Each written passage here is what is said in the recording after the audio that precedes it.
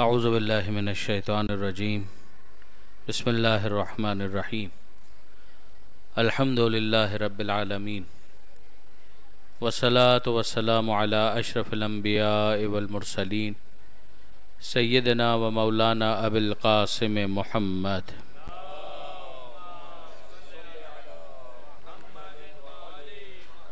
و اہل بیتہ الطیبین الطاہرین المعصومین المظلومین المنتجبین المنتخبین المیامین لا سیما علی الامام المنتظر والحجۃ الثانی عشر الذین اذهب اللہ عنہم الرجس وطہرہم تطہیرا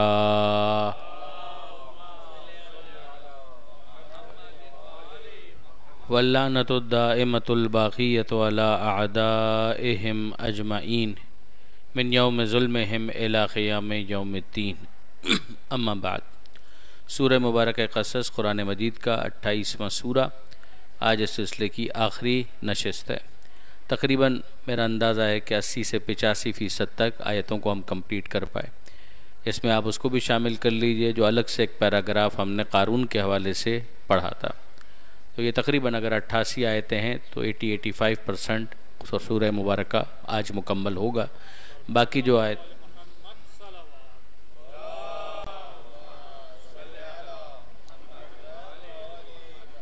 آیتیں ہیں ظاہر ہے کہ اگر آپ مطالعہ کرنا چاہیں تو تفاسیر کے اندر دیکھ سکتے ہیں، اور اگر سننا چاہیں تو بہرحال یوٹیوب کے اوپر بھی آپ کو اس حوالے سے بیانات ہمارے بھی مل جائیں گے۔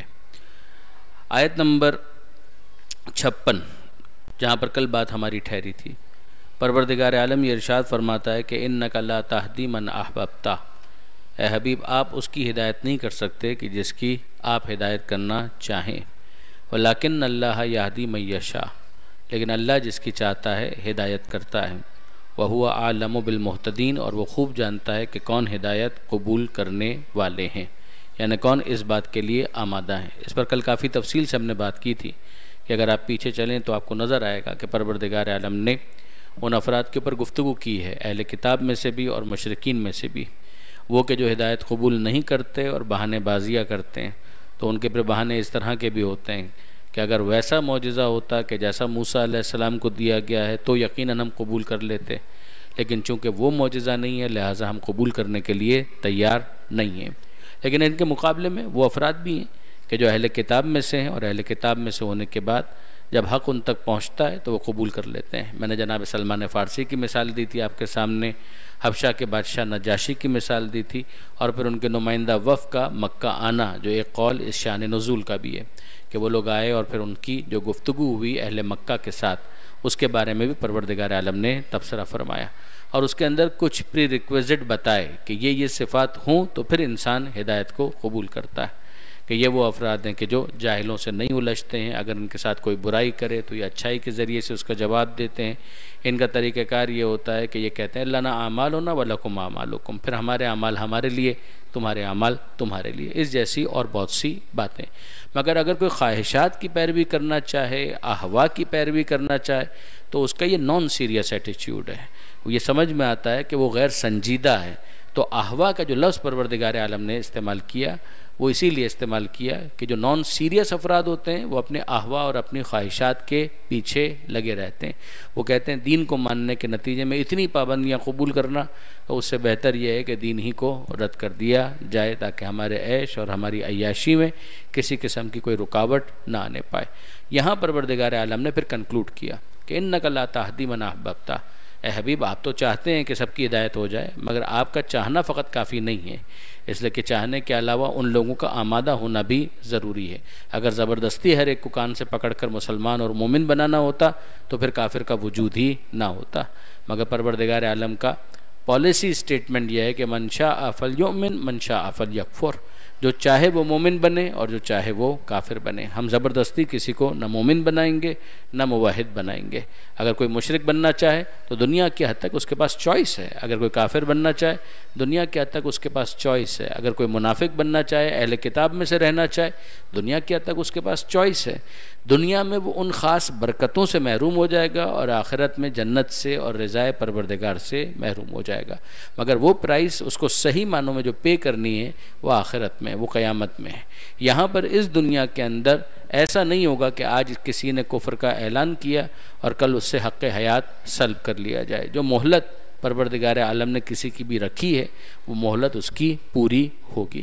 کل میں نے گزارش کی تھی کہ خواہ بعض افراد نے تعصب کا مظاہرہ کرتے ہوئے اس آیت کو جناب ابو طالب کے اوپر منطبق کرنے کی کوشش کی، حالانکہ اگر آپ بزرگ علماء اہل سنت جو مفسرین ہیں ان کی بھی کتابیں دیکھیں گے تو آپ کو نظر آئے گا کہ وہ اس بات کا اعتراف کرتے ہیں کہ آیت کا جو ظاہر ہے، یعنی آیت کے جو الفاظ ہیں ان کا تو کوئی ربط نہیں ہے جناب ابو طالب کے ساتھ، بلکہ آگے اور پیچھے جو آیتیں ہیں ان کو بھی اگر آپ دیکھیں تو جس کو آپ کہتے ہیں کانٹیکسٹ یا سیاق و سباق، اس کا بھی کوئی ربط اور تعلق نہیں ہے۔ بات ہو رہی ہے کفار مکہ کی، مشرکین مکہ کی۔ حضرت ابو طالب علیہ السلام تو اس موقع پر پیغمبر اکرم کو سپورٹ کر رہے ہیں، وہ تو پیغمبر اکرم صلی اللہ علیہ وآلہ وسلم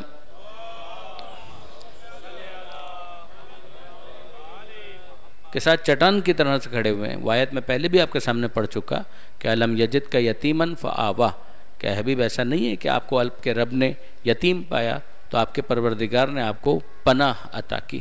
تو ان تمام تر چیزوں کی وجہ سے بہت سارے جو معتدل مزاج علماء اہل سنت ہیں پھر انہوں نے ان تمام تر باتوں کو رد کیا، انہوں نے قبول نہیں کیا۔ کتابوں کی کل میں نے کچھ حوالے آپ کی خدمت میں گزارش بھی کیے تھے۔ علامہ جلال الدین سیوطی ہیں، پرانے، یعنی پرانے سے مراد یہ ہے کہ اس زمانے کے کم سے کم وہ عالم نہیں ہے، اگرچہ وہ متاخرین میں شمار ہوتے ہیں۔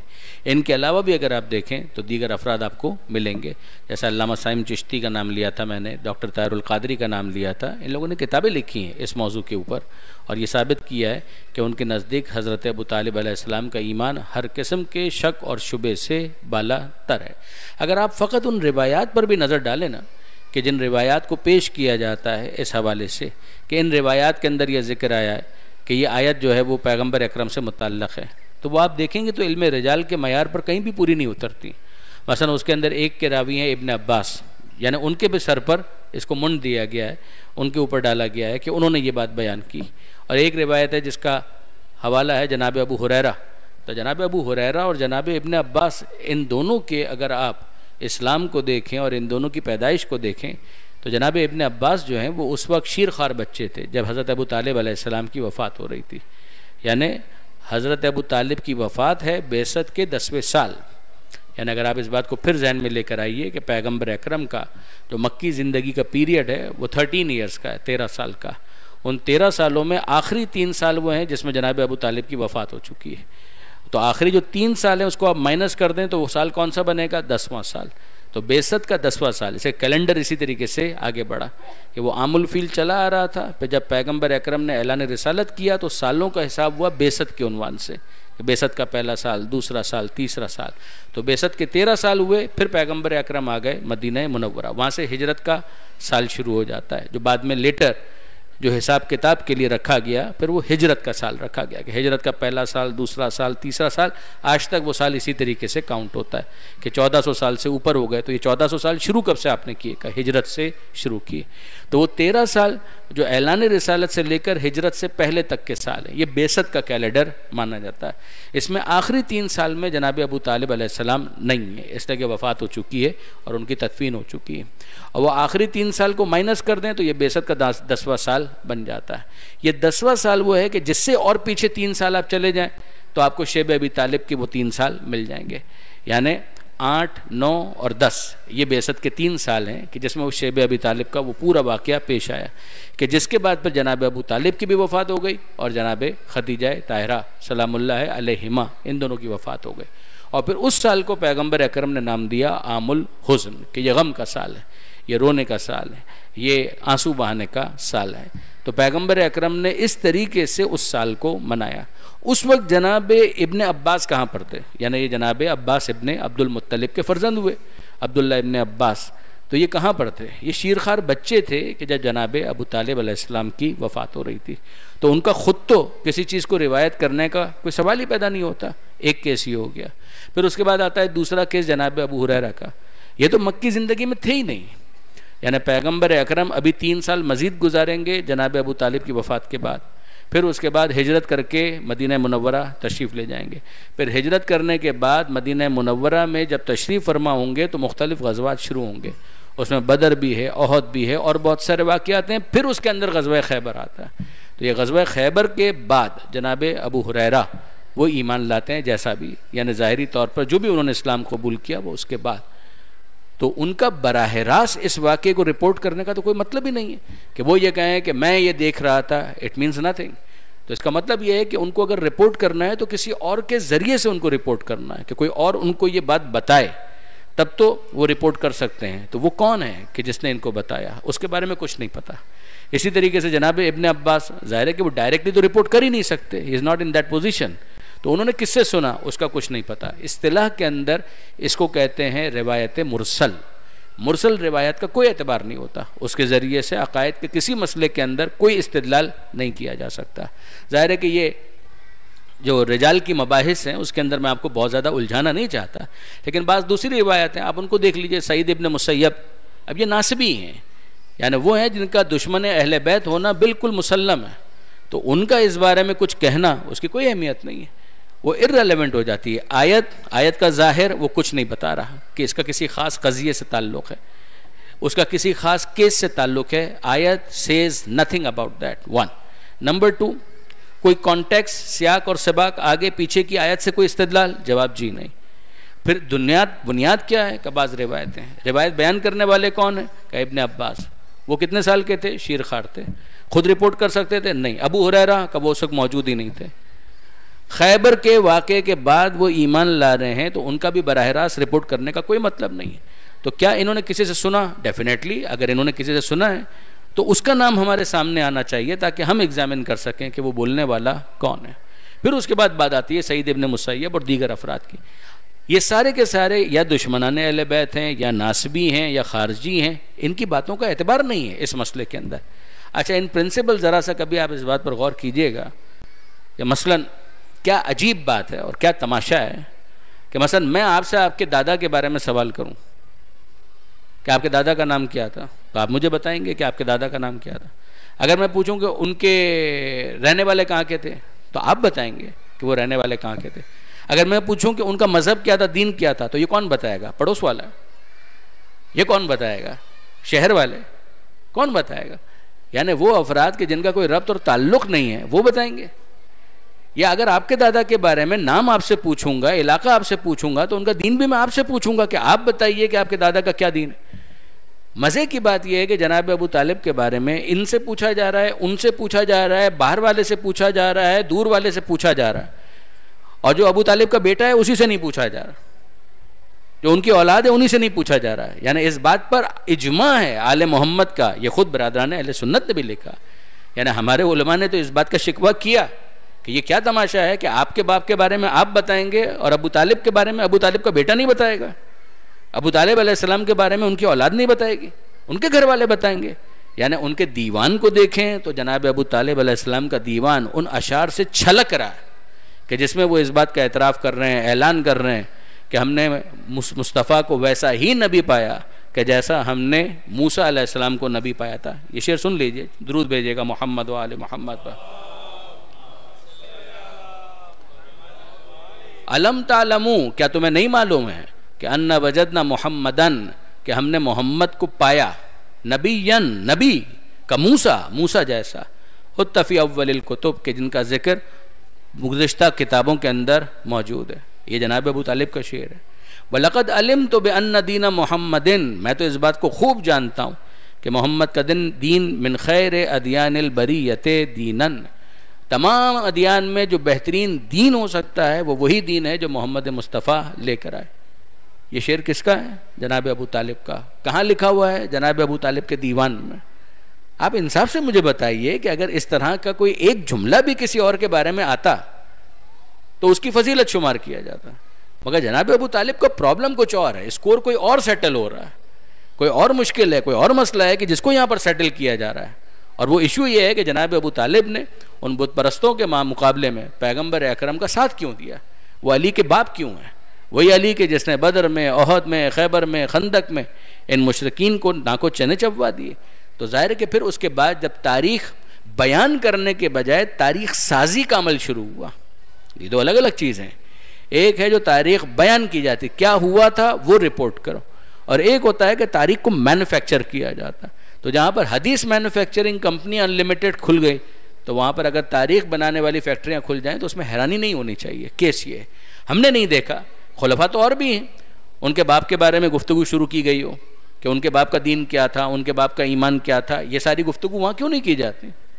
یعنی حضرت ابو بکر, ان سے اور ہمارے جو بھی اختلافات ہوں وہ اپنی جگہ پر, دوسرے خلفاء سے جو, لیکن ان کے والدین بھی تھے, ان کے بارے میں تو ہم نہیں دیکھتے کہ یہ ساری گفتگو اس تفصیل کے ساتھ کی گئی ہوں. لیکن یہ پرابلم سارے کا سارا آ جاتا ہے جناب امیر المومنین حضرت علی ابن ابی طالب علیہ الصلوۃ والسلام کے.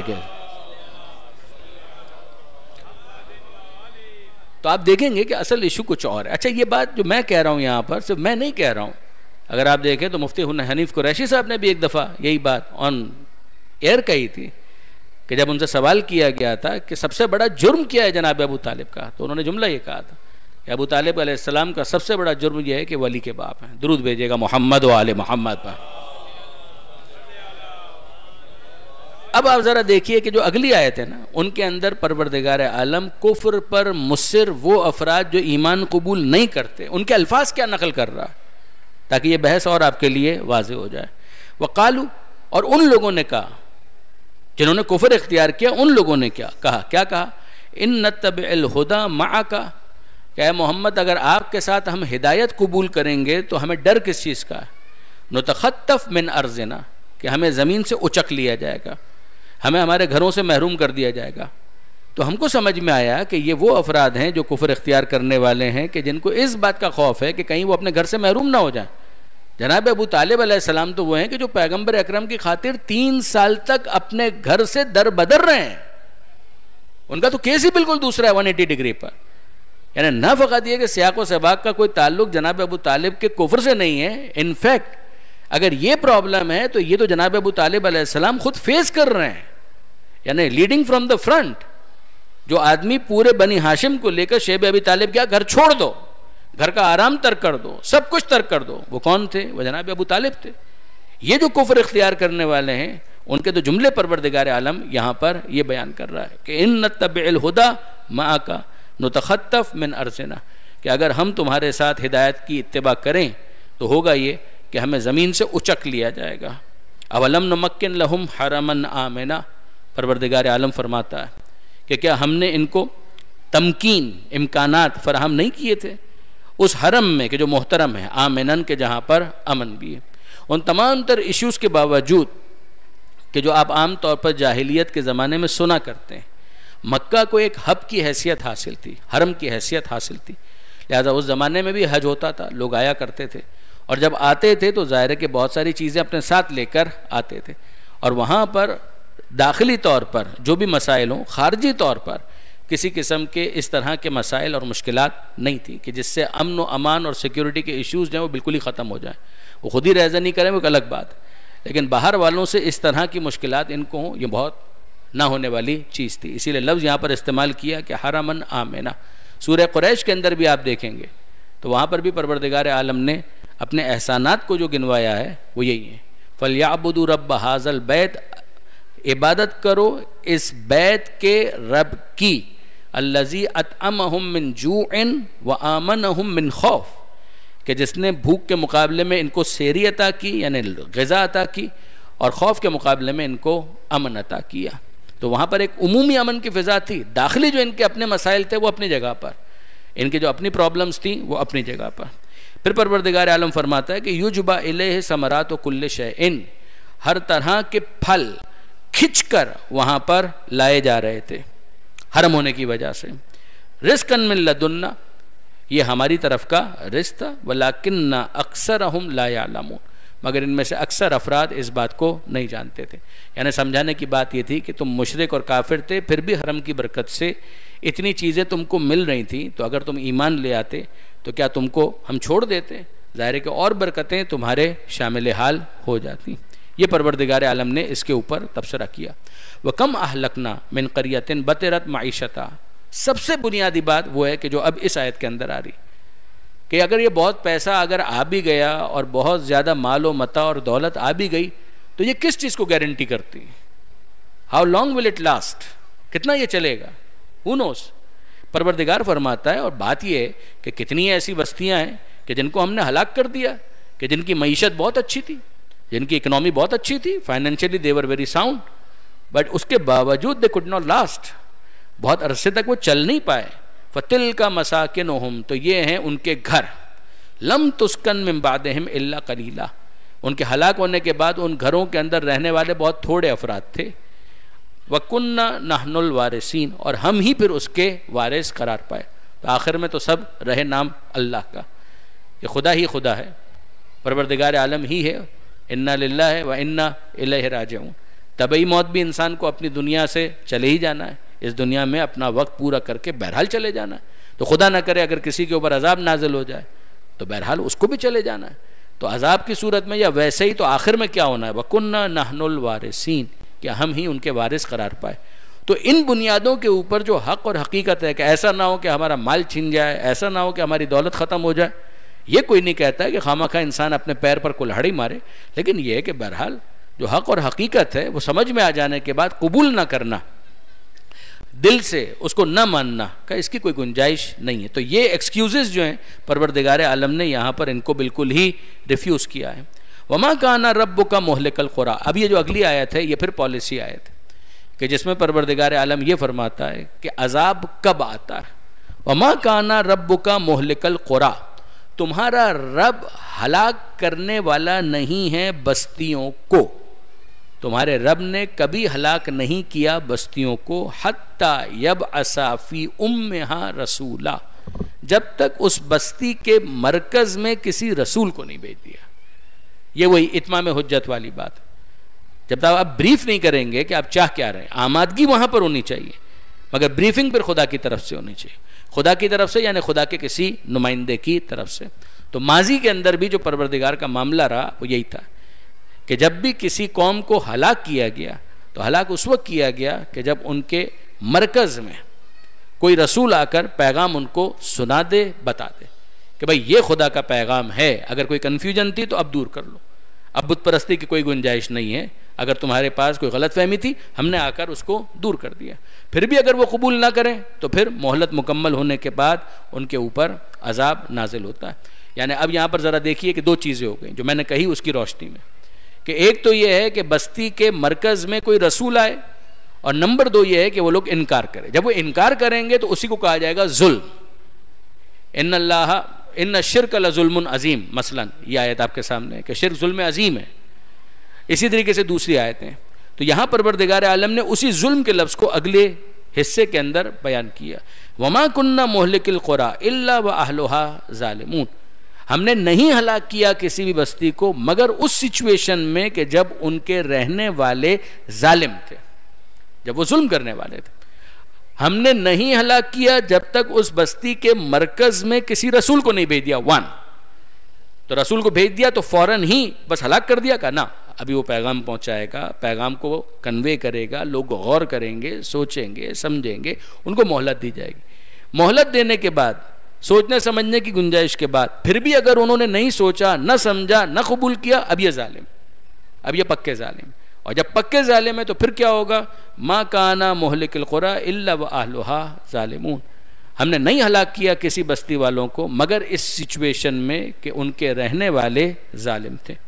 وما اوتیتم من شیء فمتاع الحیات الدنیا, اور اب سنو ہم سے کہ جو تم کو دیا گیا ہے وہ سب کا سب کیا ہے, جو کچھ بھی دیا گیا ہے, من شیء, تھوڑا سا بھی جو دیا گیا ہے, زیادہ دیا گیا ہے, جو کچھ بھی دیا گیا ہے, کہ روٹی ہے, پانی ہے, کپڑا ہے, مکان ہے, سواری ہے, جو کچھ بھی تم کو دیا گیا ہے, فمتاع الحیات الدنیا, وہ دنیا کی زندگی کی متاع ہے. متاع وہ ہوتا ہے کہ جس کے ذریعے سے انسان زندگی کو آگے بڑھاتا ہے, انجوائے کرتا ہے, زندگی کی ضروریات بھی اور زندگی کو انجوائے کرنے کے طریقے بھی, کہ بھئی ٹھیک ہے صاحب یہ ساری چیزیں ہیں, کھائیں گے نہیں تو مر جائیں گے, کھائیں گے تو پکا کر کھائیں گے, پکا کر کھائیں گے تو مسالے ڈال کر کھائیں گے, اور یوں کریں گے اور یوں کریں گے اور یوں کریں گے, ٹیسٹی بنائیں گے. ایک آپ کی ضرورت بھی ہے, اور ایک یہ ہے کہ آپ اس کو اچھی طریقے سے مختلف ریسیپیز کے ذریعے سے انجوائیبل بناتے ہیں, اس کا فلیور بڑھانے کے لیے, وہ ٹھیک ہے. پروردگار فرماتا ہے کہ یہ سب کچھ کیا ہے, یہ ٹارگٹ نہیں ہے. فمتاع الحیات الدنیا, یہ دنیا کی زندگی کو گزارنے کے مختلف سامان ہیں جو ہم نے تمہارے حوالے کیے. وہ زینتھا, اور اس کی زینت ہے, کہ جس کے ذریعے سے تم زیب کرتے ہو، زینت کرتے ہو، آرائش کرتے ہو. یہ تم پر اچھا لگ رہا ہے، یہ تم پر اچھا نہیں لگ رہا ہے، یہ تم کو سوٹ کر رہا ہے، یہ تم کو سوٹ نہیں کر رہا. فائن، اس میں تم اسمارٹ لگ رہے ہو، یہ تم کو اتنا جج نہیں کر رہا، تم پر نہیں جچ رہا. مثلا یہ ساری تعبیرات جو ہم استعمال کرتے ہیں. پروردگار فرماتا ہے جو کچھ بھی ہم نے تم کو دیا ہے یہ سب کچھ دنیا کی زندگی گزارنے کا سامان ہے اور زینت ہے. وما عند اللہ خیر و ابقا. اب سنو، یہ جو دیا ہے وہ کس نے دیا ہے؟ ہم نے دیا ہے. تو اب ہم تم کو بتا رہے ہیں کہ ہمارا برانڈ تو تمہارے پاس اسٹیبلش ہو چکا، کہ تم کو معلوم تو ہے کہ جو ہماری چیزیں ہوتی ہیں وہ کیسی ہوتی ہیں. تم کو اتنا مزہ آ گیا تم دنیا چھوڑنے کے لیے تیار نہیں. تو اب ہم تم کو اپنے نئے ماڈل کے بارے میں بتاتے ہیں کہ جو وہاں پر خدا کے پاس ہے خیرون، وہ بہتر بھی ہے، وہ ابقا، اور وہ باقی رہنے والا بھی ہے. دیکھیں یہاں پر یہ دو لفظ پروردگار عالم نے فیچرز کے طور پر بیان کیے ہیں. اگر آپ غور کریں کہ یہ کیا ہوتا ہے، جیسے نئی گاڑی جو ہے وہ لانچ ہونے والی ہے، نیا ماڈل آنے والا ہے 2023 میں. جو بکنگ کرانا چاہتے ہیں ابھی سے بکنگ کروا لیں. تو کون بکنگ کروائے گا؟ جو اس برانڈ کے اوپر اطمینان رکھتا ہے، ٹرسٹ رکھتا ہے. وہ کہے گا کہ ہاں صاحب میں بک کراؤں گا. کبھی تو آپ نے دیکھا بھی نہیں ہے کہ وہ نہیں دیکھا ہے جو 2023 میں آنے والا ہے، مگر اب تک جو کچھ اس نے لانچ کیا ہے وہ خود اتنا اپیلنگ ہے، اتنا زیادہ اس کو ہم ایکسپیرینس کر چکے ہیں کہ ہمارا دل گواہی دیتا ہے کہ جو بعد میں آنے والا ہے وہ اس سے بہتر ہوگا، اس سے کمتر نہیں ہوگا. تو آپ کس بنیاد پر اس پر ٹرسٹ کر رہے ہیں کہ جو اس وقت ایگزسٹنگ جو پروڈکٹ ہے اس کو ہم نے فیل کیا ہے، اس کی بنیاد پر وہ مستقبل میں جو لانچ کرنے والا ہے اس کی ہم بکنگ کروا رہے ہیں. پروردگار عالم یہاں پر دعوت دے رہا ہے بکنگ کی،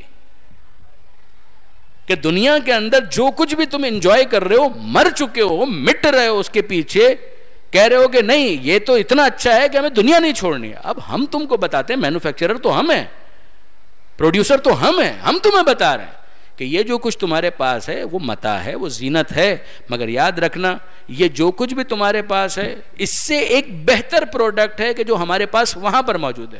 وی انوائٹ یو فار دیٹ. ہم تمہیں دعوت دیتے ہیں وہاں پر بکنگ کراؤ. وہ ابقا، وہ جو وہاں پر ہے وہ بہتر بھی ہے، اور دوسری چیز یہ ہے کہ ڈیوریبل بھی ہے.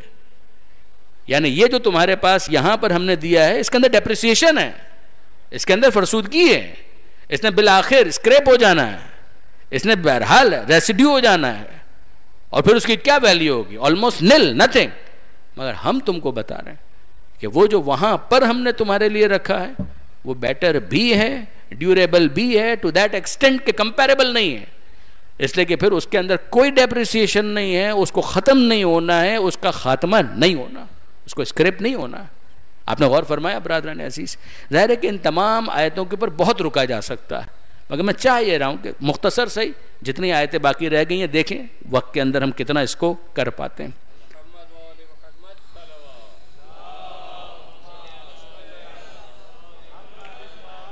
اگر آپ کے ذہن میں ہو تو سورہ اعلیٰ میں بھی اس سے ملتی جلتی ایک آیت موجود ہے.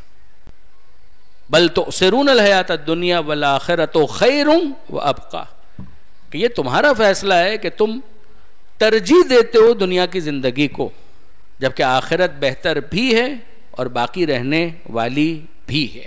وہی لفظ استعمال کیا، والآخرۃ خیر وابقیٰ. یہاں پر ہے ما عند اللہ خیر وابقیٰ. افلا تعقلون، غور کیجئے، یہ الفاظ ہیں قرآن مجید کے کہ کیا تم عقل استعمال نہیں کرتے؟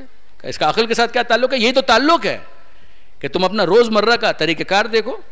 جب برانڈ اسٹیبلش ہو جاتا ہے تو اپ کمنگ پروڈکٹ کے لیے تم کتنے اتاولے ہو رہے ہوتے ہو، تمہیں کتنی جلدی ہوتی ہے کہ کب اس کا اناؤنسمنٹ آئے گا. افمن وعدناہ وعدا حسنا، اب پروردگار کہتا ہے کمپیئر کرو وہ کہ جس سے ہم نے وعدہ کیا، وعدا حسنا، اچھا وعدہ کیا، بھلائی کا وعدہ کیا، فہو لاقی ہے، اور وہ اس کو ملنے والا ہے. ہم نے وعدہ کیا ہے، کیسے ہو سکتا ہے کہ ہم وعدہ کریں اور اس کے بعد وہ وعدہ پورا نہ ہو؟ یہ ہمارا وعدہ ہے. افمن وعدناہ وعدا حسنا، غور کرو کہ وہ کہ جس کے ساتھ ہم نے وعدہ کیا ہو، اچھا وعدہ کیا ہو، فہو لاقی ہے، اور وہ اس وعدے کو پانے والا ہو. کیا یہ اس کے جیسے ہو سکتا ہے؟ کمم متعنا ہو متاع الحیات الدنیا، کہ جس کو بس اور بس دنیا ہی کی زندگی کے اندر کچھ چیزیں انجوائے کرنے کے لیے ہم نے دے دی. کیا یہ ایسا ہو سکتا ہے کہ یہ دونوں برابر ہو جائیں؟ ثم هو یوم القیامت من المحضرین، پھر قیامت میں اس کا کوئی حصہ نہ ہو، قیامت میں اس کو شرمندگی کے ساتھ لا کر کھڑا کر دیا جائے پروردگار عالم کی بارگاہ میں کہ اب دو اپنا حساب. کیا یہ دونوں تمہاری نظر میں ایکول ہو سکتے ہیں؟ کیا یہ دونوں برابر ہو سکتے ہیں؟ وَيَوْمَ يُنَادِيهِمْ، اور جب قیامت کا دن ہوگا تو ان کو ندا دی جائے گی، خدا ان کو پکارے گا. فَيَقُولُ، اور کہے گا کہ بتاؤ اَيْنَ شُرَكَائِيَ الَّذِينَ كُنْتُمْ تَزْعُمُونَ، کہاں ہیں میرے شریک کہ جن کے بارے میں تمہارا گمان تھا کہ وہ میرے ساتھ شراکت دار ہیں، میرے پارٹنرز ہیں. ویئر دے آر قال الذین حق علیہم القول، تو وہ کہ جن کے اوپر عذاب خدا کا قول ثابت ہو چکا ہوگا، وہ کہیں گے ربنا ہؤلاء الذین اغوینا، اے ہمارے پروردگار یہ وہ لوگ ہیں کہ جن کو ہم نے گمراہ کیا. یعنی اب یہ گمراہوں کے لیڈرز کی بات ہو رہی ہے، مثلا فرعون کہ جس کو اتنا ڈسکس کیا گیا اس سورے کے اندر. ہؤلاء الذین اغوینا، یہ ہیں وہ لوگ کہ جن کو ہم نے گمراہ کیا. اغویناہم کما غوینا، ان کو ہم نے گمراہ کیا جیسے کہ ہم خود گمراہ ہو چکے تھے. تو ہمارے پاس دینے کے لیے کوئی ہدایت تو نہیں تھی، ٹپکے گا وہی ظرف سے جو ظرف میں ہوگا. تو جو ہمارے پاس تھا وہ ہم ان کو دے رہے تھے، ہمارے پاس تو خود اپنے لیے گمراہی تھی، تو ہم ان کے درمیان گمراہی ہی کو بانٹ رہے تھے. تبرأنا الیک، مگر آج ہم تیری بارگاہ میں ان سے تبرہ کرتے ہیں، اظہار بیزاری کرتے ہیں. ما کانوا ایانا یعبدون، یہ کوئی ہماری عبادت نہیں کر رہے تھے.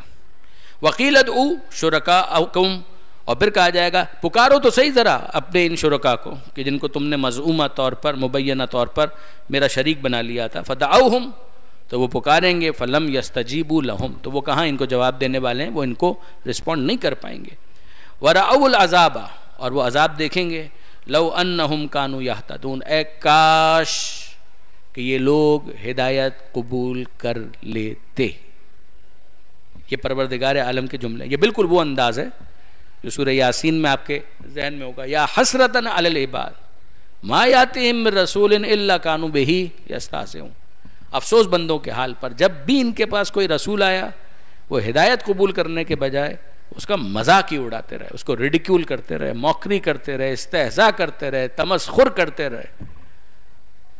اس کو لوگوں کے درمیان میں ایک لافنگ اسٹاک بنا کر رکھ دیا، لیکن اس کو سیریسلی انہوں نے کنسیڈر نہیں کیا. وہی انداز، اے کاش کہ یہ لوگ ہدایت قبول کر لیتے. آگے پروردگار فرماتا، یہ دوسری مرتبہ جملہ آیا، وَيَوْمَ يُنَادِيهِمْ، اور وہ دن جب خدا ان کو پکارے گا. فَيَقُولُ، اور پوچھے گا ماذا اجبتم المرسلین، بتاؤ کہ تم نے رسولوں کو کیا جواب دیا تھا. جب رسول تمہیں بلا رہے تھے، بتا رہے تھے، سمجھا رہے تھے، دکھا رہے تھے، ہم خاص اپنے انداز میں کہیں کہ مثلا ہاتھوں پر بلند کر کے دکھا رہے تھے، تم کو بتلا رہے تھے کہ من کنت مولاہ فہذا علی مولا، تو بتاؤ کہ تم نے کیا جواب دیا. جو بتایا ان کے بارے میں سوال ہے علی الاطلاق. ماذا اجبتم المرسلین، کیا تم نے جواب دیا رسولوں کو. فعمیت علیہم الانباء، تو ان کے سامنے ساری خبریں تاریک ہو جائیں گی. they will not be in position to answer at all. یومئذ فہم لا یتساءلون، اس دن ان کی یہ کیفیت ہوگی وہ آپس میں بھی کچھ پوچھ گچھ نہ کر سکیں گے. فاما من تاب وآمن وعمل صالحا، ہاں اب پروردگار فرماتا ہے وہ تو جب ہوگا سو ہوگا، ابھی تم دنیا کے اندر ہو. جو توبہ کر لے پلٹ آئے، توبہ کر لے پلٹ آئے. وآمن، اور ایمان لے آئے. وعمل صالحا، اور عمل صالح کو انجام دے. فعسیٰ ان یکون من المفلحین، تو امکان ہے اس بات کا کہ یہ لوگ کامیاب ہو جائیں.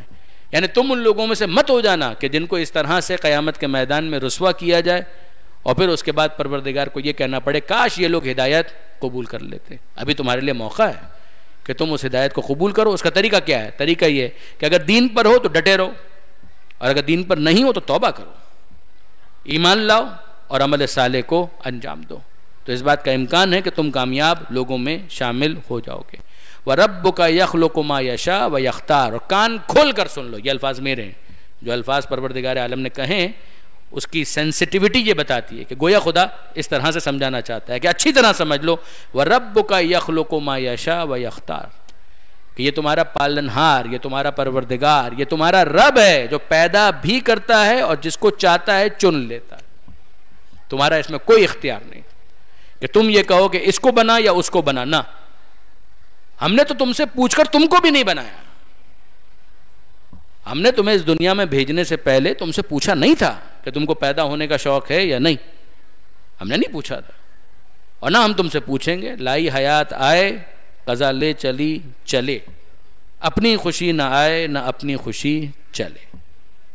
یہ تم سے پوچھ کر اس دنیا میں ہم نے تم کو نہیں بھیجا تھا. دنیا میں جب آ گئے شعور ہم نے دے دیا. اب تم کو ایک محدود اختیار یہ دیا کہ جس کو ہم قبول کرتے ہیں تم قبول کرتے ہو یا نہیں.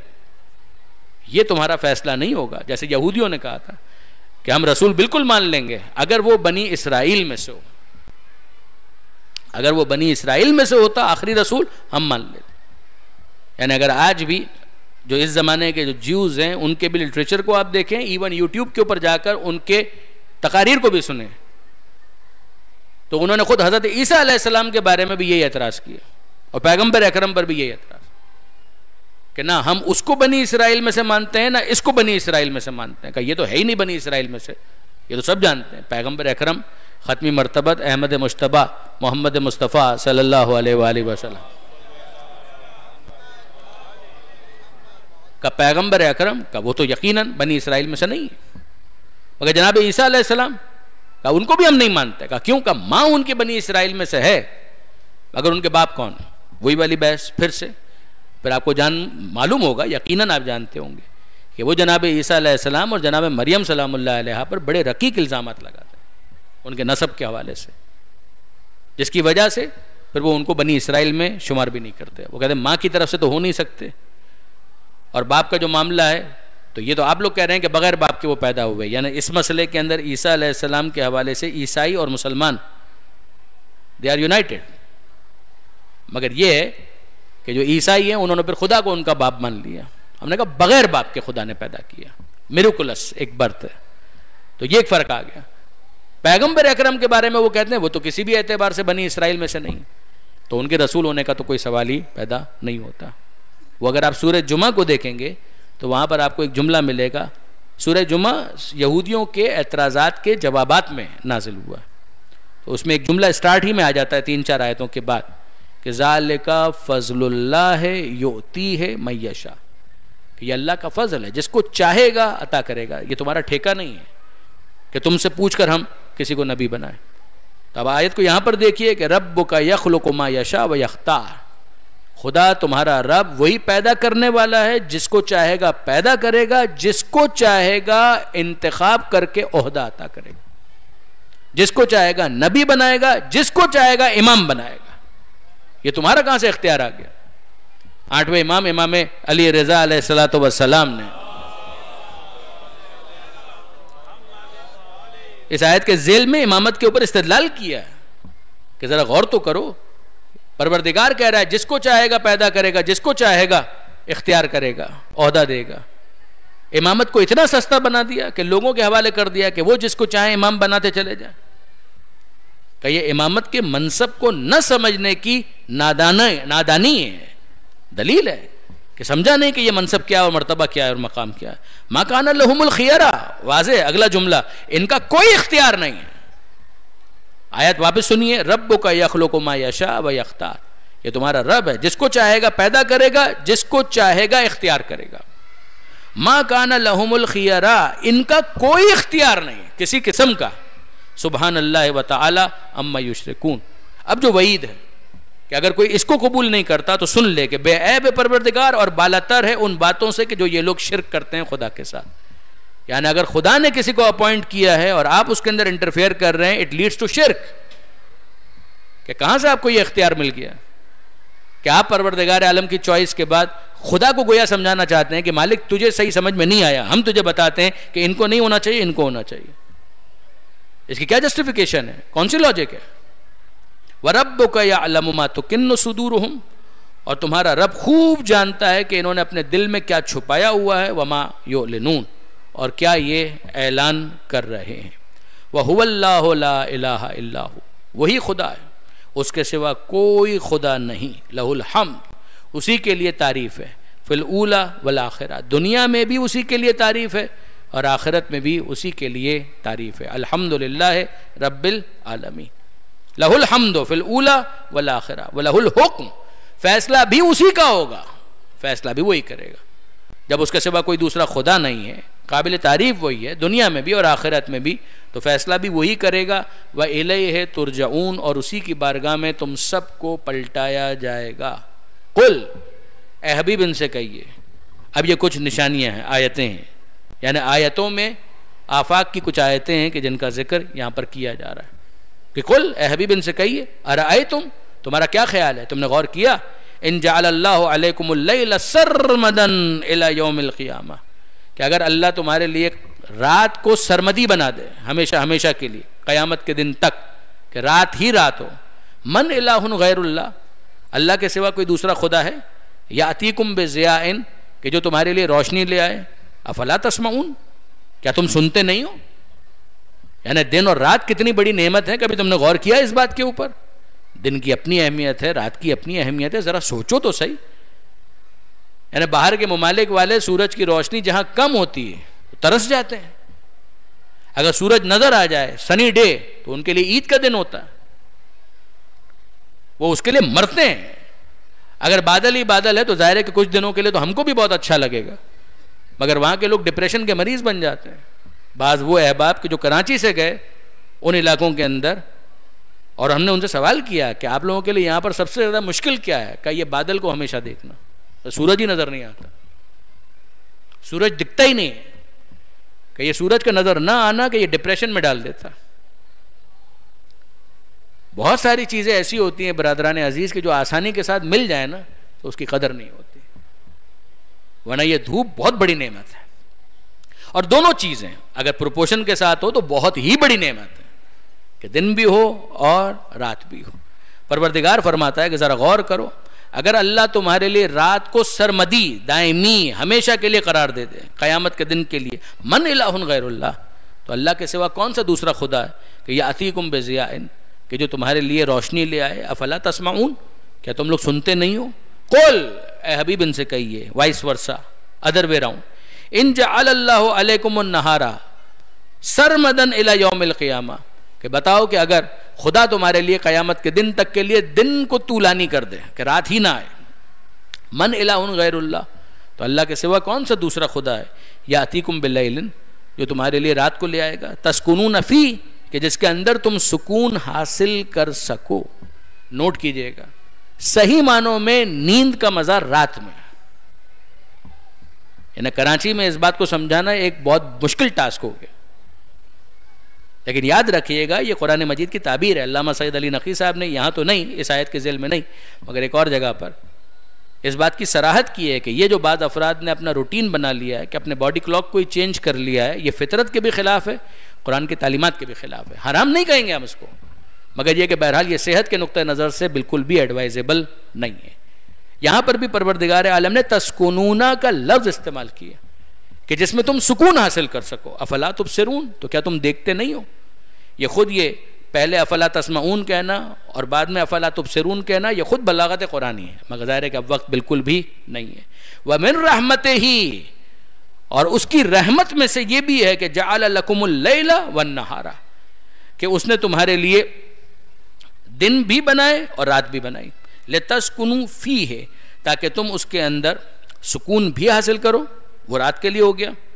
آیت کو سنیے گا واپس سے، اس کی رحمت میں سے یہ بھی ہے کہ جعل لکم اللیل، کہ تمہارے لیے رات بھی قرار دی، والنہار، اور دن بھی قرار دیا. فائدہ کیا ہے؟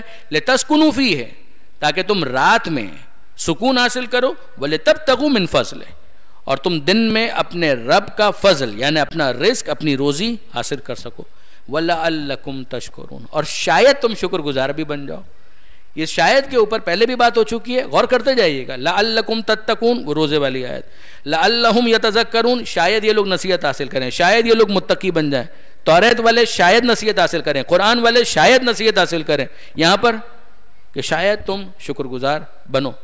سو تو رہے ہو، نیند کتنی بڑی نعمت ہے، شاید تم شکر گزار بنو. کما تو رہے ہو، مگر یہ روزی کتنی بڑی نعمت ہے، شاید تم شکر گزار بنو. فقلنا، تو ہم نے کہا، ہاتو برہانکم، لے آؤ اپنی دلیل.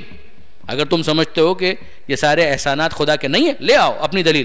فعلموا، تو جان لو اس بات کو، انہوں نے جانا، ان الحق للہ، کہ حق صرف اور صرف اللہ کے لیے. وضل عنہم ما کانوا یفترون، اور ان سے غائب ہو گیا وہ سارے کا سارا کہ جو یہ لوگ افترا کیا کرتے تھے. یہ ایک آیت درمیان میں رہ کے درود بھیجئے محمد و آل محمد پر. وَيَوْمَ يُنَادِيهِمْ اور وہ دن جب خدا ان کو آواز دے گا فَيَقُول اور ان سے کہے گا أَيْنَ شُرَكَائِي کہاں ہیں میرے وہ شریک الَّذِينَ كُنْتُمْ تَزْعُمُونَ کہ جن کے بارے میں تمہارا گمان تھا کہ یہ میرے شریک ہیں. وَنَزَعْنَا مِنْ كُلِّ أُمَّةٍ شَهِيدًا اور ہم ہر امت میں سے ایک گواہ کو نکالیں گے کہ جو ان کے اوپر گواہ بنے گا. جو اس بات کی دلیل ہے کہ ہر امت میں سے ایک گواہ کا ہونا ہر زمانے میں ضروری ہے. وَقُلْنَا پھر ہم ان سے کہیں گے کہ ہاتھو برہانکم لے آؤ اپنی دلیلیں.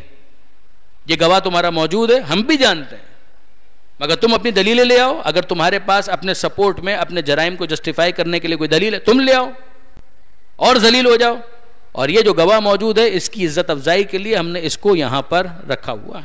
فَعَلِمُوا تو وہ جان لیں گے کہ ان الحق للہ کہ حق اللہ ہی کے لیے. وَضَلَّ عَنْهُمْ مَا كَانُوا يَفْتَرُونَ اور ان سے وہ ساری چیزیں چھپ جائیں گی غائب ہو جائیں گی. مَا كَانُوا يَفْتَرُونَ جو یہ لوگ افترا کیا کرتے تھے. تو دنیا میں جھوٹ بولنا تو نتھنگ کوئی ایشو نہیں ہے. سوشل میڈیا بھرا ہوا ہے جھوٹ سے, کتابیں بھری ہوئی ہے جھوٹ سے, اخبارات بھرے ہوئے ہیں جھوٹ سے. جھوٹ جھوٹ جھوٹ جھوٹ جھوٹ کرتے رہیے. مگر کیا یہ سارا افترا یہ جھوٹ یہ فیبریکیشن وہاں قیامت کے میدان میں بھی چل سکتا ہے؟ نہیں چل سکتا. یہ آیت نمبر 75 ہے. یہاں سے پھر آیت نمبر 76 آنورڈز قارون کا واقعہ شروع ہوتا ہے کہ جس کو ہم نے پہلے ڈسکس کر لیا کہ جس میں قارون کے حوالے سے بیان کیا گیا وہ قوم موسیٰ میں سے تھا. پھر قوم والوں نے قارون کو نصیحت کی, 5 نکاتی منصوبہ دیا. اکڑنے کی ضرورت نہیں ہے, جو تجھے ملا ہے اس سے قیامت کا گھر بنانے کی کوشش کر. اور دیکھ اللہ نے تجھ پر احسان کیا, تو بندوں پر احسان کر, فساد مت کر. اللہ فساد کرنے والوں کو دوست نہیں رکھتا. اس نے سامنے سے یہ کہا یہ خدا کہاں سے لے آئے تم لوگ؟ یہ سب کچھ جو مجھے ملا ہے میرے علم کی وجہ سے ملا. پھر اس کے بعد اس کا نکلنا تو ذوق و احتشام کے ساتھ لوگوں کا اس بات پر حسرت کرنا کہ کاش ہمارے لیے بھی یہ سب کچھ ہوتا. اور پھر اس کے بعد قوم والوں میں سے اہل علم کا نصیحت کرنا کہ جو اللہ کا ثواب ہے خیر لمن آمن وعمل صالحا, وہ ساری باتیں. پھر اس کے بعد پروردگار عالم کا اعلان کرنا کہ ہم نے اس کو بھی دھسا دیا اور اس کے گھر والوں کو بھی دھسا دیا, گھر سمیت دھسا دیا. اور پھر ان لوگوں نے کہا کہ اچھا ہوا کہ وہ ساری چیزیں ہمارے پاس نہیں تھیں, ہمارا خدا نے یہ امتحان نہیں لیا. اور اب ہم کو سمجھ میں آیا کہ کچھ کا رزق خدا بڑھا دیتا ہے امتحان کے لیے, کچھ کا رزق خدا گھٹا دیتا ہے امتحان کے لیے. تلک الدار الاخرہ وہ آخرت کا گھر, نجعلها للذین یہ ان کے لیے ہے کہ للذین لا یریدون علوا فی الارض کہ جو زمین میں چھا جانے کا ارادہ نہیں کرتے. والعاقبۃ للمتقین یہ آیت نمبر 83 ہے کہ جہاں پر قارون کا واقعہ پورا ہوتا ہے. 84 85 86 87 88 5 سے 6 آیتیں. اگر آپ برداشت کریں تو میں پڑھ دوں آپ کے سامنے.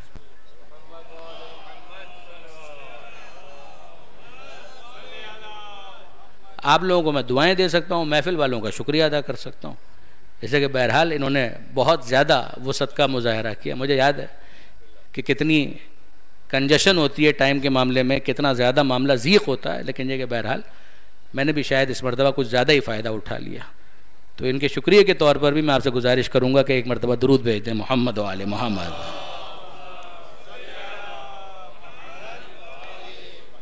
کمن جاء بالحسنہ فلہ خیر منہا کہ جو کوئی نیکی کا کوئی کام کرے گا تو اس کو اس سے بہتر اجر ملے گا. وہ آپ دوسری جگہ بھی جانتے ہیں کہ من جاء بالحسنہ فلہ عشر امثالہا کہ اگر کوئی نیکی کا ایک کام کرے گا تو 10 برابر تو اس کو مل ہی جائے گا. یہاں پر کہا گیا اس سے بہتر تو اس کو مل ہی جائے گا. وہ بہتر کتنا ہوگا؟ کم سے کم 10 ٹائمز. وہ دوسری جگہ پر آ گیا. پھر اور بڑھاتے جائیں تو کتنا ہو سکتا ہے؟ وہ اگر آپ سورہ بقرہ کے اندر پڑھیں تو صدقے کی بحث کے اندر پروردگار عالم نے اس کو اور بڑھایا 70 گنا 700 گنا, روایات کے اندر 1 لاکھ تک چلا گیا. یعنی جو جتنے خلوص کے ساتھ کسی نیکی کو انجام دے گا پروردگار عالم اتنا ہی اس کے اندر اضافہ کرتا چلا جائے گا. منیمم ریکوائرڈ خلوص اگر اس کے اندر ہوا تو 10 ٹائمز تو اس کو مل ہی جائے گا. اللہم ومن جاء بالسیئہ اور اگر کوئی برائی کرے گا فلا یجزی الذین عملوا السیئات الا ما كانوا یعملون تو ان برائی کرنے والوں کو جتنا انہوں نے عمل کیا ہے اتنی ہی ان کو سزا ملے گی. سزا اس سے زیادہ نہیں ہوگی. 1:1 لیکن اگر نیکی کرے گا تو 1 کے مقابلے میں کتنا ہوگا؟ بہت زیادہ ہو سکتا ہے، منیمم 10 ٹائمز تو ضرور ہوگا۔ ان الذی فرض علیک القرآن، اے حبیب یقیناً وہ خدا کہ جس نے آپ پر قرآن کو فرض قرار دیا کہ آپ پہنچائیں، لرادک الی معادن، وہ آپ کو آپ کی واپسی کی منزل پر پہنچا دے گا۔ اس آیت کے بارے میں خاص طور پر کہا گیا کہ جب پیغمبر اکرم ختمی مرتبت احمد مجتبیٰ محمد مصطفیٰ صلی اللہ علیہ وآلہ وسلم مکہ سے ہجرت کر رہے تھے، تو مکہ سے پیغمبر اکرم کا ایک لگاؤ، خانہ کعبہ سے خاص طور پر پیغمبر اکرم کا ایک لگاؤ تھا، تو بار بار مڑ مڑ کر خانہ کعبہ کو دیکھ رہے تھے۔ آپ جانتے ہیں کہ شب ہجرت پیغمبر اکرم کس طرح سے نکلے، مگر بار بار پیچھے مڑ مڑ کر خانہ کعبہ کو دیکھ رہے ہیں۔ تو پیغمبر اکرم کا یہ جو ایک اٹیچمنٹ ہے مکہ کی سرزمین کے ساتھ، خانہ خدا کے ساتھ، پروردگار عالم نے اس آیت کو نازل کر کے گویا پیغمبر اکرم کو کنسول کیا کہ حبیب آپ پریشان نہ ہو، آپ تسلی رکھیے کہ آپ کا خدا کہ جس نے آپ کے اوپر قرآن کو فرض قرار دیا ہے، لرادک الی معاد، آپ کو آپ کی واپسی کی منزل پر واپس لے آئے گا۔ یعنی ایک وہ زمانہ آئے گا جب آپ فاتحانہ شان کے ساتھ اسی جگہ پر واپس آئیں گے۔ اب آپ اس کو ذرا سا لنک کریں، آغاز میں کیا تھا؟ موسیٰ علیہ السلام، مادر موسیٰ کو کس بات کی پریشانی تھی؟ یہ بچہ میرے ہاتھ سے جا رہا ہے، پروردگار عالم نے کیا کہا تھا؟ اے مادر موسیٰ پریشان ہونے کی ضرورت نہیں ہے، لا تخافی ولا تحزنی، نہ خوف کرو نہ غم کرو، انا رادو ہو، ہم آپ اس کو پلٹائیں گے، ہم اس بچے کو آپ کی طرف پلٹا دیں گے، وجاعلوہ من المرسلین، اور ہم اس کی رسالت کا اعلان کریں گے۔ بالکل وہی انداز یہاں پر پیغمبر اکرم کے ساتھ پروردگار عالم نے ارشاد فرمایا، یعنی گویا پروردگار کہہ رہا ہے جس طرح سے موسیٰ کو ہم نے مادر موسیٰ کے پاس پلٹا دیا تھا، اسی طریقے سے آپ کو اس شہر میں واپس ہم پلٹا دیں گے۔ قل ربی عالم من جاء بالہدی ومن ہوا فی ضلال مبین، اے حبیب بس آپ یہ پیغام دے دیجئے کہ میرا رب خوب جانتا ہے کہ کس کے پاس ہدایت ہے، کون ہدایت لے کر آیا ہے اور کون کھلی ہوئی گمراہی میں مبتلا ہے۔ وما کنت ترجو ان یلقی الیک الکتاب، اور آپ کو کہاں امید ہو سکتی تھی کہ کتاب آپ کے اوپر القاء کی جائے گی، آپ پر کوئی کتاب نازل کی جائے گی۔ اس آیت کو آپ ان آیتوں کے ساتھ جوڑ لیجئے، ما کنتا ما کنتا ما کنتا ما کنتا، تو یہ بحث تفصیل سے ہم کر چکے۔ اے حبیب آپ نہیں تھے مغربی سمت، آپ نہیں تھے اہل مدین کے جانب، اے حبیب آپ نہیں تھے طور پر کہ جب ہم موسیٰ علیہ السلام کے ساتھ وہ سارے معاملات کر رہے تھے، تو پھر یہ کیسے آپ کو پتہ چلا؟ آپ کا سورس ہیں ہم، آپ اس دنیا میں اس وقت اس مادی وجود کے ساتھ نہیں تھے، آپ کا نور تو یقیناً موجود تھا، آپ کی روحانی جو شخصیت ہے وہ تو یقیناً تھی، دنیا سے جانے کے بعد بھی آپ کے فیوز و برکات ختم نہیں ہوئے، اور دنیا میں آنے سے پہلے بھی آپ کے فیوز و برکات جاری تھے، وہ ایک الگ بحث۔ مگر آپ کو بتانے والا کون تھا؟ وہ آپ کا پروردگار تھا۔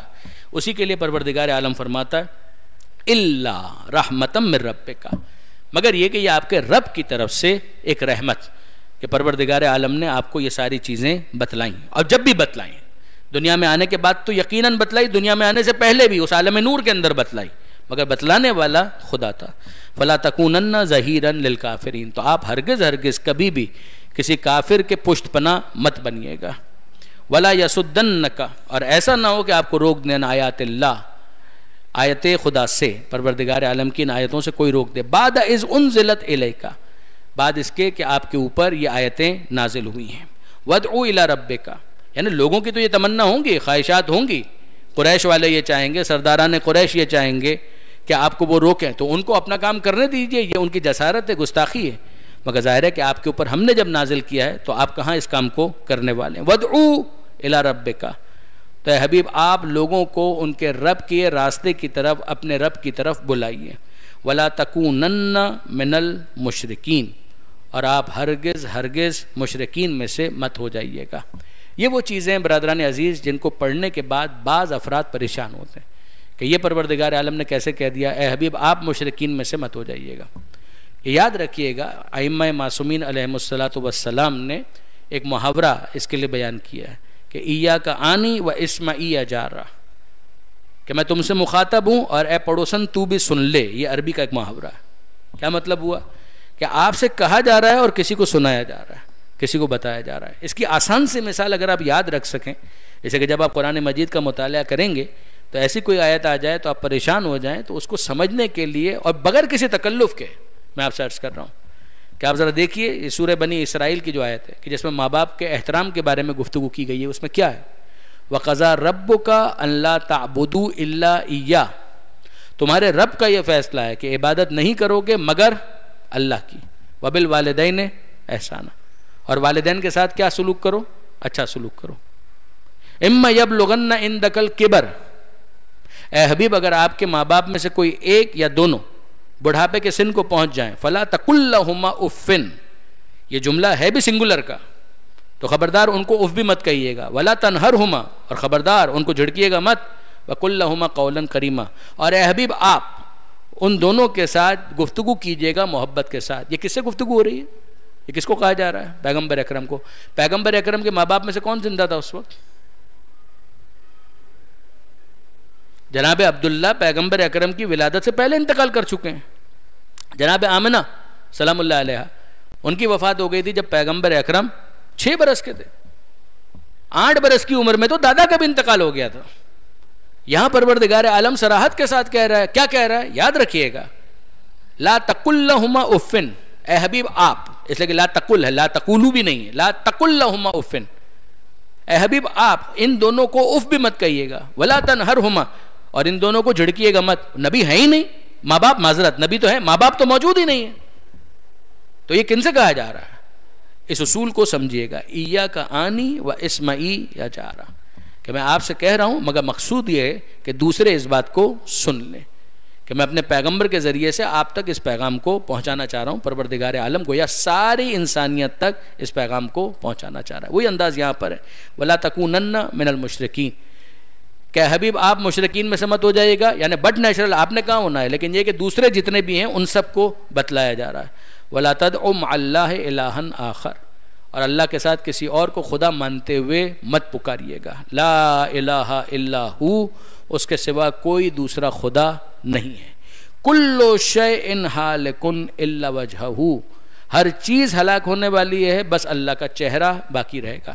اس پر بھی ہم پہلے بات کر چکے ہیں، جب درخت میں سے آواز آنے کی بحث تھی اور محکم اور متشابہ کی ہم نے بحث چھیڑی تھی، وہاں پر ید اللہ فوق ایدیہم، اللہ کا ہاتھ ان کے ہاتھ کے اوپر ہے، اس آیت کو بھی ڈسکس کیا تھا اور اس آیت کو بھی ڈسکس کیا تھا کہ کل شیء ہالک الا وجہہ۔ تو بنیادی بات یہ ہے کہ وجہ سے یہاں پر مراد ذات پروردگار ہے، اور جو اس کی تعویلات ہیں وہ اپنے مقام پر۔ لہ الحکم، فیصلہ اسی کا ہے، وَإِلَيْهِ تُرْجَعُونَ، اور اسی کی بارگاہ میں تم سب کو پلٹایا جائے گا۔ یہ 88 آیتیں ہیں، وَلِلَّهِ الْحَمْدُ۔ ظاہر ہے کہ اس کے اندر اور ڈیٹیل میں جایا جا سکتا تھا، مگر اتنا کم سے کم کہ پورے ایک سورے کا دورہ ہم کرنے میں کامیاب ہوئے۔ پروردگار عالم اس کو اپنی بارگاہ میں قبول فرمائے، اور ظاہر ہے کہ ابھی آپ اگلے دنوں میں دیگر علماء کرام سے زیادہ بہتر انداز میں قرآن مجید کے معارف اور دین کے معارف اور دین کی باتیں سنیں گے۔ ان سب سے پروردگار عالم استفادے کی ہمیں توفیق عطا فرمائے۔ بس یہ گفتگو نامکمل نہ رہ جائے مصائب کے حوالے سے، 2 جملے آج بھی میں عرض کر دیتا ہوں کہ جناب پیغمبر اکرم کو کتنا شاک گزر رہا تھا کہ جب وہ مکہ سے باہر آ رہے تھے، اور حسین کو کتنا شاک گزر رہا تھا جب وہ مدینے سے باہر جا رہے تھے۔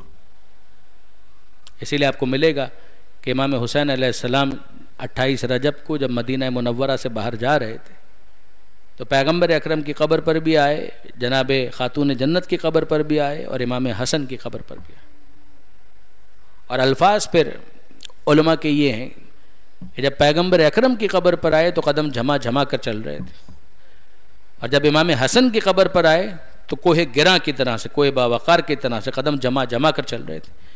مگر جب فاطمہ زہرا کی قبر پر آئے تو ویسے آئے کہ جیسے ایک چھوٹا بچہ اپنی ماں کی طرف لپکتا، اور امام حسین کی زبان پر یہ جملہ تھا، السلام علیک یا امہ، اے مادر گرامی اپنے حسین کا سلام قبول کیجیے۔ اور قبر فاطمہ زہرا سے یہ جواب آیا، وعلیک السلام یا مظلوم الام، اے ماں کے مظلوم بیٹے تجھ پر بھی ماں کا سلام۔ وعلیک السلام یا شہید الام، اے ماں کے شہید بیٹے تجھ پر بھی ماں کا سلام۔ وعلیک السلام یا غریب الام، اے ماں کے پردیسی بیٹے تجھ پر بھی ماں کا سلام۔ یہ حسین مظلوم نے ماں کی قبر سے رخصت لی، مگر پیغمبر اکرم کی قبر کے حوالے سے بھی عجیب جملے ملتے ہیں کہ پیغمبر اکرم کی قبر سے جب رخصت ہوئے ہیں تو پھر واپس پلٹ کر آ گئے۔ رخصت ہوئے پھر واپس پلٹ کر آ گئے. 2 سے 3 مرتبہ یہ کیا. یہ اس وقت ہم کو سمجھ میں آتا ہے جب ہم کبھی کسی معصوم کی قبر کی زیارت کے لیے جاتے ہیں تو الوداعی سلام کر کے جب باہر نکلنے لگتے ہیں تو مڑ مڑ کر پیچھے دیکھتے. پیغمبر اکرم خانہ کعبہ کو مڑ مڑ کر دیکھ رہے تھے, حسین مظلوم اپنے نانا کی قبر کو مڑ مڑ کر دیکھتے ہیں.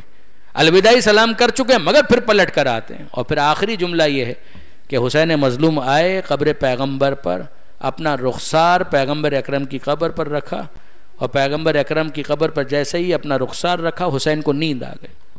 یہ کتنا بے جوڑ جملہ ہے کہ کہاں حسین وہ اضطراب کی کیفیت اور کہاں یہ کہ رخسار رکھا پیغمبر اکرم کی قبر پر اور نیند آ گئی. علامہ سید علی نقی صاحب کا جملہ ہے کہ نفسیات کے بدلنے سے اثر بدلتا ہے. جب حسین نے قبر پیغمبر پر اپنا رخسار رکھا تو حسین کو پیغمبر کا سینہ یاد آیا. یہ صاحب قبر وہ ہیں کہ جن کے سینے پر میں اپنا سر رکھ کر سو جایا کرتا تھا. تو جب وہ منظر یاد آیا تو حسین نیند کی وادی میں چلے گئے. بس عزیزان, یہ سینے پر سونے کی رسم آل محمد کے گھرانے میں بہت دور تک گئی.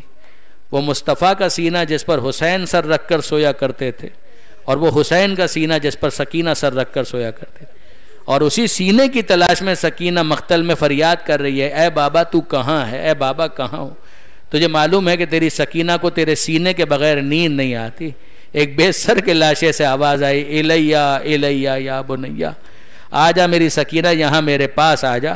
اور یہی سبب ہے کہ جب جناب زینب نے بیدار کیا تھا, ڈھونڈتے ڈھونڈتے جب پہنچی نشیب میں اور پتہ چلا کہ بے سر کے لاشے کے سینے پر سکینہ سر رکھ کر سوئی ہوئی ہے, تو بیدار کر کے کہتی ہیں, اے سکینہ اس طرح سے کوئی جنگل میں نہیں سویا کرتا. تو علامہ رشید ترابی کا جملہ ہے کہ سکینہ نے معصومیت سے کہا, پھوپھی اماں میرے بابا بھی تو یہیں پر سو رہے ہیں. جب میرے بابا جنگل میں سو سکتے ہیں تو میں کیسے کہیں اور جا سکتی ہوں, میں اپنے بابا کو تنہا چھوڑ کر نہیں جاؤں گی. اللہ لعنت اللہ علی الظالمین وسیعلم الذین ظلموا ای منقلب ینقلبون. بار الہ اس قلیل توسل کو اپنی بارگاہ میں قبول فرما. اے مالک بانیان اور حاضرین کی توفیقات میں اضافہ فرما. بیماروں کو شفا عطا فرما, بے روزگاروں کو رزق حلال عطا فرما, جو بے اولاد ہیں اولاد صالح عطا فرما, جو صاحبان اولاد ہیں تربیت کی توفیق عطا فرما. اے پروردگار, جو اپنے بچوں کے رشتوں کے لیے پریشان ہیں ان کی اولاد کو بہترین رشتے عطا فرما. جن گھروں میں ناراضی ہے علی اور زہرا کے مقدس گھرانے کے صدقے, ان گھروں کی ناراضی کو الفت اور محبت سے تبدیل فرما. پاکستان کو استحکام عطا فرما. زمانے کے امام کے ظہور میں تعجیل فرما. ہمیں ان کے آوان و انصار میں شمار فرما. ربنا تقبل منا انک انت السمیع العلیم وتب علینا انک انت التواب الرحیم.